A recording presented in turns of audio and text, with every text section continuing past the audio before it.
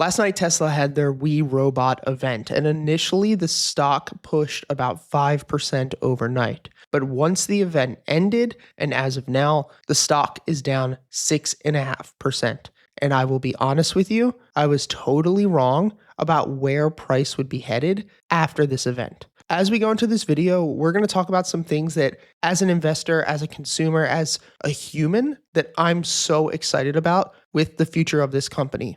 But I will be honest that for me personally, there were a lot of spots that Elon and Tesla missed the ball with last night. And I want to go over in this video why I think the stock is dropping right now and why I think there's still a chance that Tesla will unfortunately move its way back down to $200 before finding a bottom. For those of you who follow me regularly, you know that I currently have $500,000 worth of call positions on Tesla.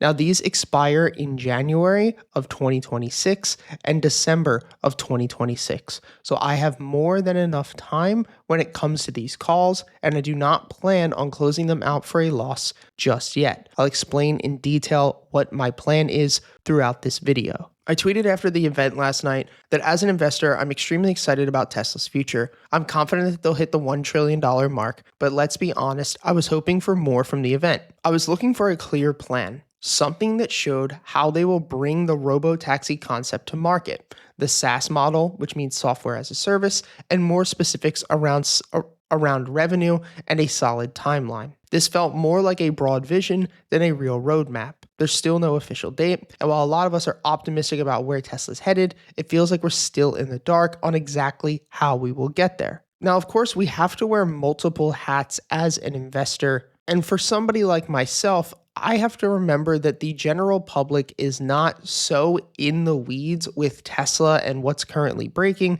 as we are, or the people even on Financial X or Financial Twitter. If we look at a rundown basically of what we got last night, besides the RoboVan, it was almost everything that we were expecting. We were expecting some sort of cab or a cyber cab. We were expecting that car to be the cheaper version of a Tesla, the $20,000 to $30,000 model.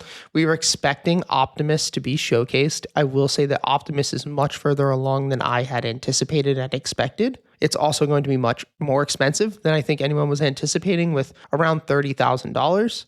And overall, from a product standpoint and sharing the vision of where Tesla is going to be in the next 5 to 10 years and how they're going to shape the world, the event was an A+.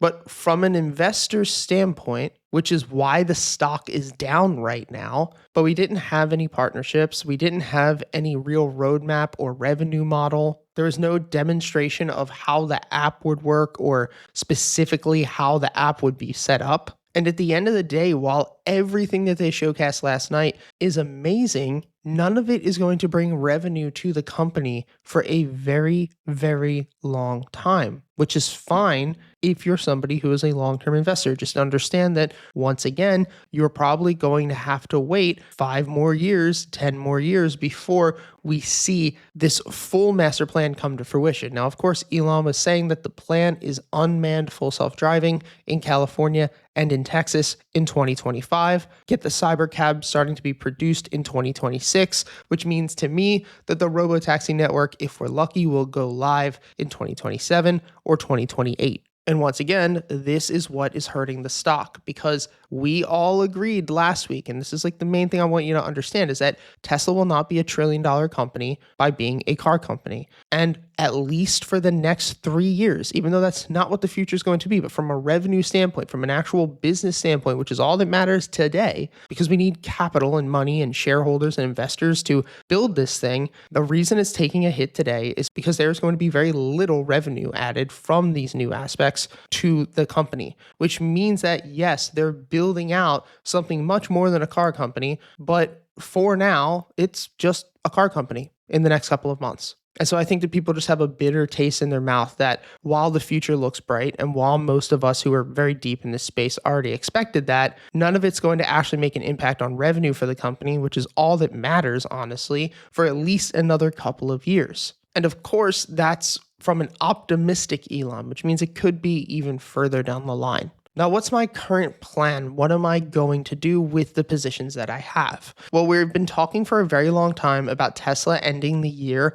up at $300. And I'm going to be very honest. I think that there's a low chance that that is going to happen, but I'm still holding on to my calls because I have until 2026. I'm not going to close this out because of what happened during this specific event, but I am going to show you guys in this video what would make me close those calls specifically. Now let's start by zooming out to the widest time frame that we have. So if we take a rectangle tool and we draw this basically from 256 up to about $267, you're going to notice that this resistance level is called our liquidity zone. Now, the more times that we touch a resistance or a liquidity zone, the higher of a chance that we're going to break out through it. This is why we were expecting this potential breakout through this event, because we had buying pressure headed into it as we were moving into that resistance. Now, if we remove the rest of these drawings, you guys know that the initial breakout in May and June occurred off of this rally. And the low that we were talking about back in August, or the optimal area to buy, was down here at $184. The reason for that is if we take our Fibonacci from swing low to swing high, this will line up directly with our golden zone and our optimal trade entry. An easier way to do that is to take the free market bias indicator that we teach within all of our courses for free down in the description. And you'll notice that the market bias bottom was placed right there. From that point, price bounced off of market bias and has now pushed its way back up into 260 before the sell-off.